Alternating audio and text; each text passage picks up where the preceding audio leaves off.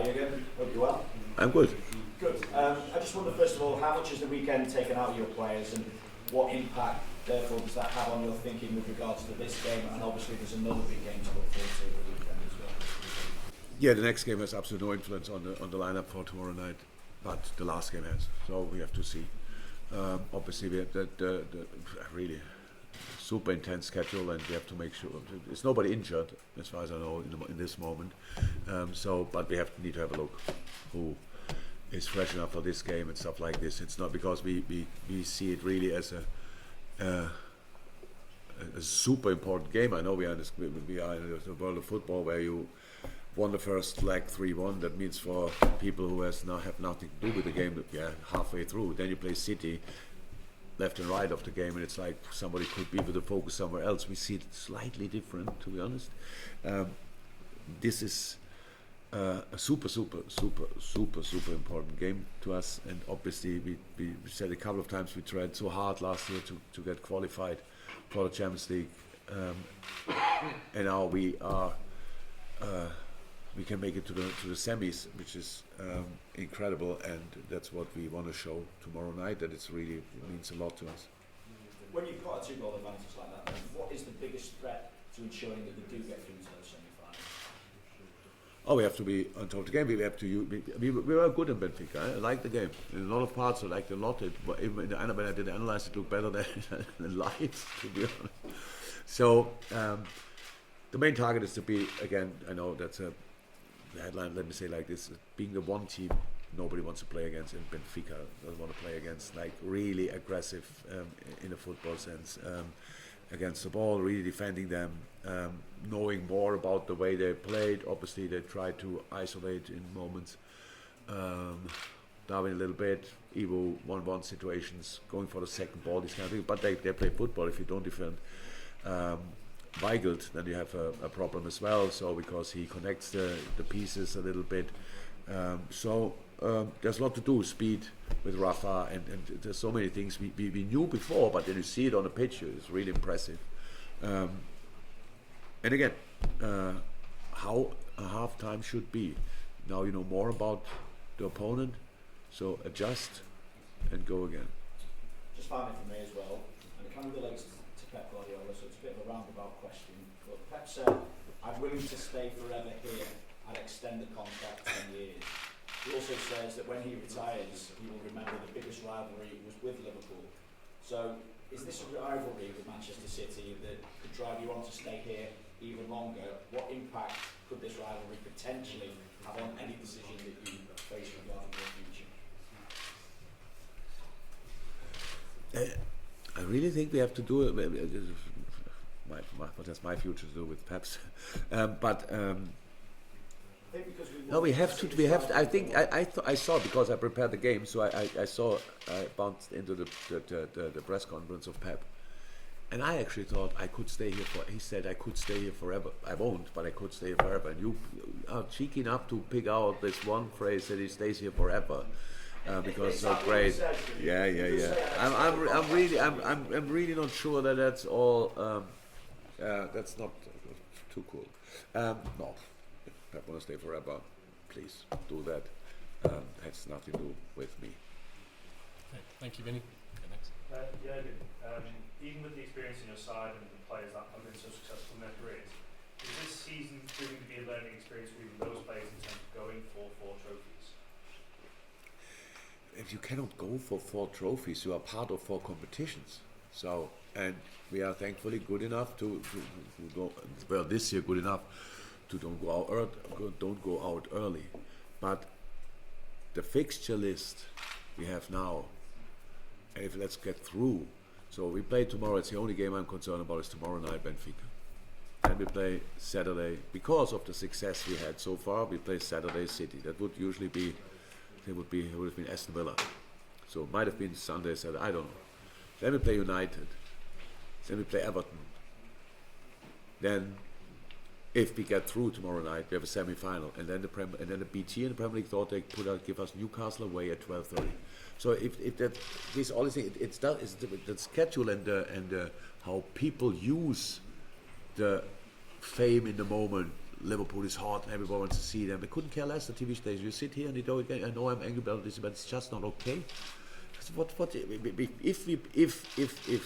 we play a Champions League semi-final, if you find another league in the world and another broadcasting thing where they put then the one team who's in the semi-final, it might be two, it might be three English teams, on a 12:30, like throw them a little stick between the legs. It's just what are you doing? Why would you do that? So that's why it's so difficult, why it never happens, because nobody cares. So that's why it's unbelievable. We are still in three competitions. We play City. We saw how difficult it was. How could I sit here and think about other cups? We play Benfica tomorrow, and how could I think about winning the Champions League? I don't. We just try to squeeze everything out, to stay as long in the competition as somehow possible, and then be there, hopefully in the final or not, we will see, or in the league, that you can make the last decisive final step. That's it. Nothing. And if you don't have enough players, I'm pretty sure I wouldn't sit here today. Then I have a day off probably, because we don't play Champions League anymore. On tomorrow night's game, I just wondered how much, if at all, you're thinking towards the game changed from the 1-goal cushion to 2-goal cushion after Diaz's goal? Yeah, it's better. Again, we can only describe it like this. If we play tomorrow night and we have, or whenever, it's 3-1 at halftime. That's as tricky as a 2-0. It's just, good basis. If they score one, we felt it against Inter. Game changer. We felt it there. We will control the game until Benfica scored, and then all of a sudden, bam, it looked slightly different. And we have to make sure tomorrow night that they really feel this is a place you don't want to go. You want to go maybe for whatever sentiment or something like that, but you don't want to play them there. That's what we have to be, really on our toes, really angry in a good way. So they want to kick us out of the competition. Okay, so but yeah, we have to be ready for these kind of things, and I really hope we are. Okay, thank you. We'll go to Paul Joyce next, please.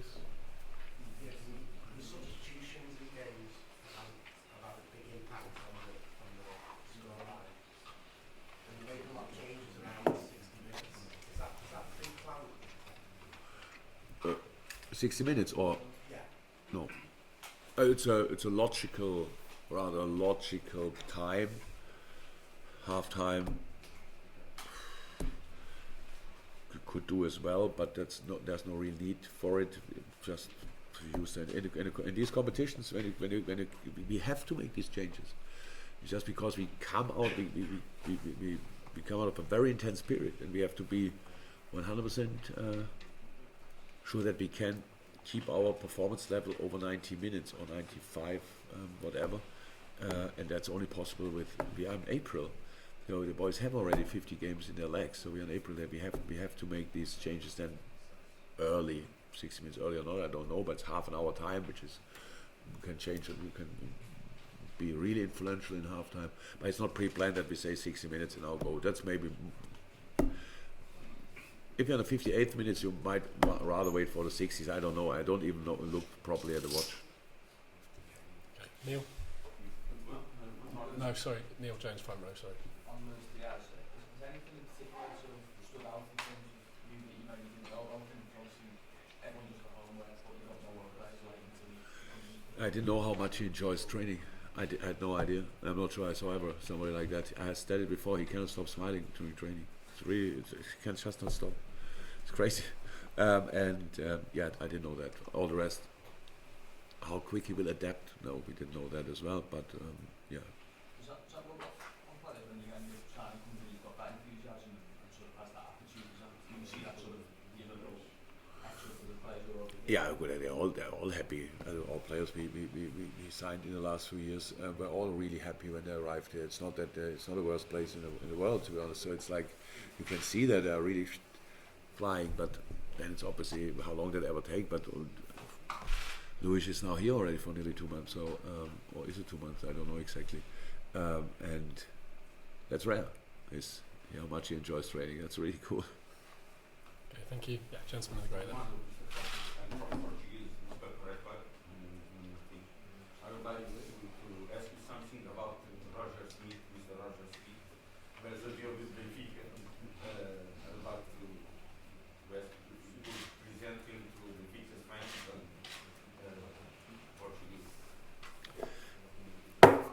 Is this clear already, or what is the design already? No, he didn't sign. No. Your colleague in it, yeah. Sorry. So I cannot speak about. I cannot speak about the coach of PSV Eindhoven. I'm sorry, that's not possible. Gentleman at the front. Jurgen Klopp, hello. We are live for Sport TV Portugal. What do you think will be Benfica's strategy for tomorrow? Of course, they had a different strategy for the first leg, but now they are under the results. So what do you think Benfica will do different than they did? I don't know. But what I know is what I would do. I would go for it. Full throttle. Would go for it. Put us under pressure. Try to score early. If not, try to score a bit later. So that's what you do, and that's what we expect. Benfica respected us before, how we respected them before the game, but during the game I'm pretty sure Benfica felt okay here and there. It was quite good, we were close, we could have done, and that was right. But now, bad news for Benfica. Okay, It's Anfield. It's Anfield. They don't play only against us, they play against the home crowd. And that's not... It's cool in a specific way, but we hope we can use that. And yeah, said a couple of times, we want to be the one team nobody wants to play against. That's what we want to be, and hopefully we can be that tomorrow night. Okay, we'll take the last two questions. So, gentleman at the back there. Klopp, here, Jurgen. Oh, Yeah, behind the camera. You have been here for almost 7 years now. Do you think that this squad of this season, in terms of individual qualities, is the best Liverpool that you ever have here? yes. Just that, just like that. Why? Full stop, yeah. Oh, we have, since I'm here, we always had great teams, to be honest. I love them all. But now we have a bigger squad, high quality, all fit, which is the first time that since I'm here that is the case. More experienced. The boys who are here already long, I said nearly 7 years, means